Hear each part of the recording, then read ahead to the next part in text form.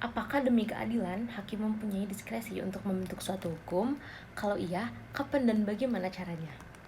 Assalamualaikum warahmatullahi wabarakatuh. Perkenalkan, nama saya Kania Umaira dari kelas E mata kuliah Penafsiran dan Penemuan Hukum Fakultas Hukum Universitas Pasundan. Yang akan saya bahas kali ini yaitu mengenai penemuan hukum oleh hakim. Jadi, jika iya, kapan dan bagaimana ya cara hakim mempunyai diskresi atau kebebasan bertindak dalam membentuk suatu hukum? Ayo kita simak video ini bersama-sama.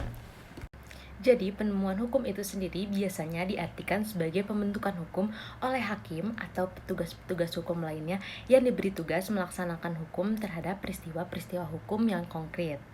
Nah, Profesor Sudikto Mertokusumo menjelaskan bahwa latar belakang perlunya seorang hakim melakukan penemuan hukum adalah karena hakim tidak boleh menangguhkan atau menolak menjatuhkan putusan dengan alasan karena hukumnya tidak lengkap atau tidak jelas. Nah, untuk mengatasinya, dalam pasal 27 Undang-Undang Nomor 14 Tahun 1970 menyebutkan bahwa hakim sebagai penegak hukum dan keadilan wajib menggali, mengikuti, dan memahami nilai-nilai hukum yang hidup di dalam masyarakat. Nah, ketika undang-undang tidak lengkap atau tidak jelas, untuk memutus suatu perkara, saat itulah hakim harus mencari dan menemukan hukumnya atau biasa disebut juga fact-finding.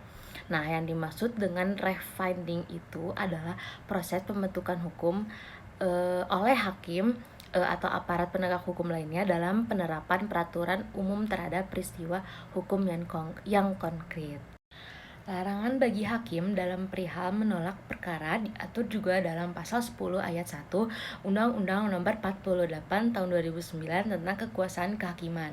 Lalu, hasil temuan itu akan menjadi hukum apabila diikuti oleh hakim berikutnya atau dengan kata lain akan menjadi suatu jurisprudensi.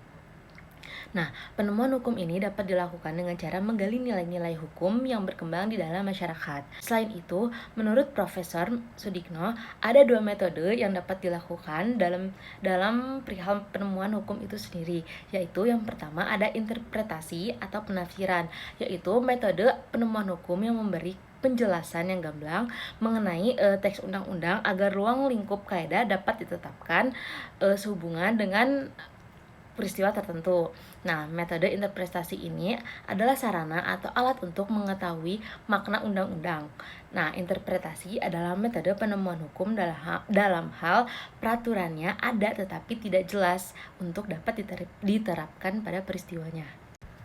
Nah, setelah interpretasi tadi atau penafsiran, yang kedua ada konstruksi hukum yang dapat digunakan hakim sebagai metode penemuan hukum apabila dalam mengadili perkara tidak ada peraturan yang mengatur secara khusus mengenai peristiwa yang terjadi. Nah, jadi bisa disimpulkan alasan penemuan hukum oleh hakim yaitu bahwa hakim dapat melakukan pembentukan atau penemuan hukum ketika hukumnya tidak lengkap atau tidak jelas untuk memutus suatu perkara dengan cara-cara yang tadi telah saya sebutkan. Nah, Van Apeldoorn pun juga menyatakan bahwa seorang hakim harus bisa yang pertama menyesuaikan undang-undang dengan fakta konkret, yang kedua menambah undang-undang apabila perlu. Nah, hakim membuat undang-undang karena undang-undang tertinggal dari perkembangan masyarakat. Maka dari itu, hakim sebagai aktor penegak hukum dan keadilan harus mampu mengikuti perkembangan hukum yang berkembang di dalam masyarakat. Dengan kewenangannya, seorang hakim harus mampu menetapkan hukum yang semula hukumnya tidak ada menjadi ada. Hal itu dilakukan dengan menggunakan metode penemuan hukum atau fact-finding yang secara yuridis harus dapat dipertanggungjawabkan. Mungkin itu saja yang bisa saya sampaikan mengenai alasan penemuan hukum oleh hakim. Semoga apa yang telah saya paparkan tadi bisa bermanfaat untuk teman-teman semuanya.